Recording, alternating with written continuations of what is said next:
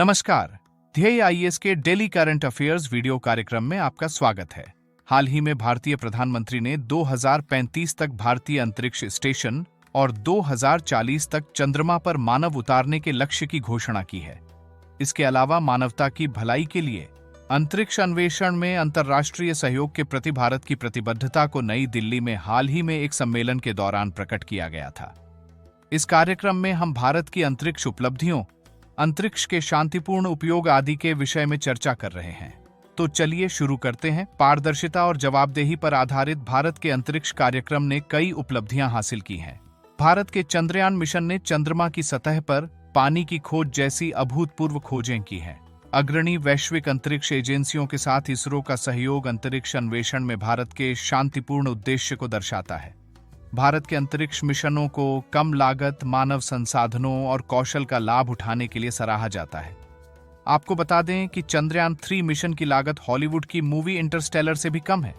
नवाचारी दृष्टिकोण ने भारत को अंतरिक्ष प्रौद्योगिकी अनुप्रयोगों में उत्कृष्टता प्राप्त करने में सक्षम बनाया है, जिससे कृषि, स्वास्थ्य देखभाल और बुनियादी ढांचे जैसे विभिन्न क्षेत्रों को लाभ हुआ है। सरकार ने अंतरिक्ष क्षेत्र के दरवाजे निजी उद्योगों के लिए भी खोल दिए हैं।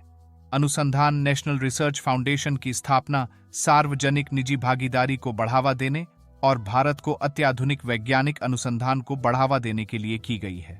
भारत के अंतरिक्ष मिशनों ने न केवल वैज्ञानिक प्रगति में योगदान दिया है, बल्कि देश की अर्थव्यवस्था को भी बढ़ाया है। कई विदेशी उपग्रहों को लॉन्च करके भारत ने पर्याप्त राजस्व अर्जित किया है और स्वयं को वैश्विक अंतरिक्ष उद्योग में एक प्रमुख खिलाड़ी के रूप में स्थापित किया है।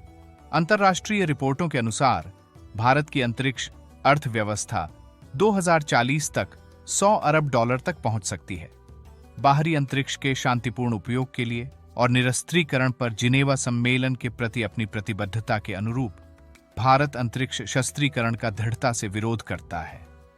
आपको बता दें कि इसरो विश्व स्तर पर 6ठी सबसे बड़ी अंतरिक्ष एजेंसी है। हाल ही में भारत ने रक्षा अंतरिक्ष अनुसंधान संगठन DSRO द्वारा समर्थित रक्षा अंतरिक्ष एजेंसी DSA की स्थापना की है। इसके अलावा भारतीय प्रधानमंत्री ने गांधीनगर में डिफेंस एक्सपो 2022 में रक्षा अंतरिक्ष मिशन भी शुरू किया है। भारत की उपग्रह निर्माण क्षमता तेजी से बढ़ रही है।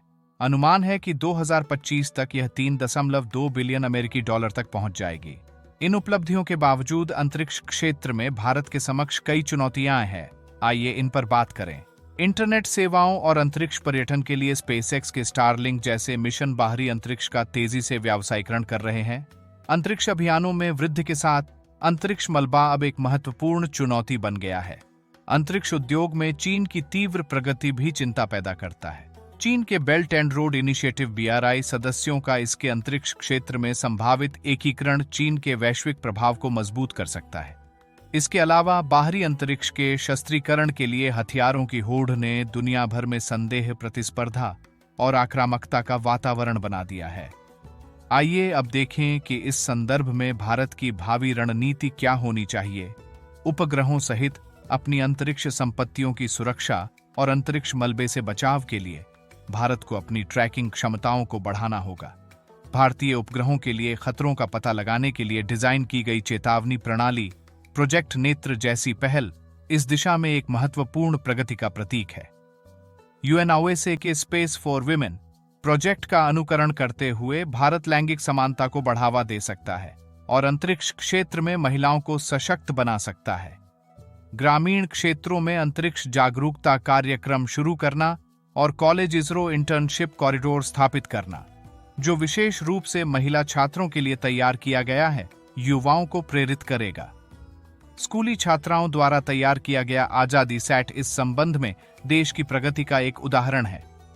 Self eating rockets, self vanishing satellites और अंतरिक्ष मलबे की पुनर्प्राप्ति के लिए रोबोटिक हथियारों जैसी तकनीकों का विकास भारत को अंतरिक्ष क्षेत्र में एक समस्या समाधानकर्ता रूप में स्थापित कर सकता है।